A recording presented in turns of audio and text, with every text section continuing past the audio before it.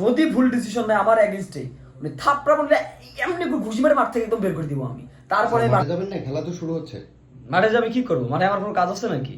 আপনি আম্পায়ার না গেলে মাঠে খেলা শুরু হবে কিভাবে?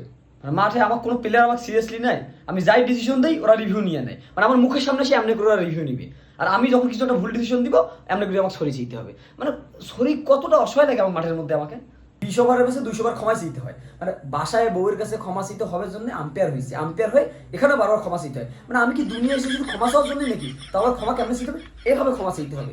মানে আমি কি ভিখারি নাকি, খেতে পাই না নাকি এই জন্য মাঠে এসেছি? না আমাদের কোনো সম্মান নাই? মানে 2 দিন পর দেখা যাবে আম্পায়ার এমনি ক্ষমা চাইতেছে না, আম্পায়ার ভুল করলে তাদেরকে মাঠে এমনি কান ধরে দাঁড় করে রেখে দিবে, তুই কেন ভুল ডিসিশন দিলি? আমরা আমরা যখন আম্পায়াররা ভুল করি তখন আমাদের এমনি ক্ষমা চাইতে হয়, তো প্লেয়াররা যখন রিভিউ দেওয়ার পর সেই রিভিউ হয় না, যখন ভুল হয় তা তাদেরকে ক্ষমা চাইতে হবে না কেন? মানে বিশাল বড় লাটসাপ হয়ে গেছে ওরা। বিপিডব্লিউ আউটে রিভিউ নেই, এটা নিলে মানলাম। সেদিন একটা প্লেয়ার হোয়াইট বল করছে, আমি হোয়াইট বল দিলাম, সে হোয়াইট বলের রিভিউ নিয়ে নিল। মানে এমন দিন আসলো যে হোয়াইট বলের রিভিউ নিতে হবে, ইচ্ছা করতেছিল আর ক্যাপ্টেনের থাপড়া একদম মাঠ থেকে বের করে দিই।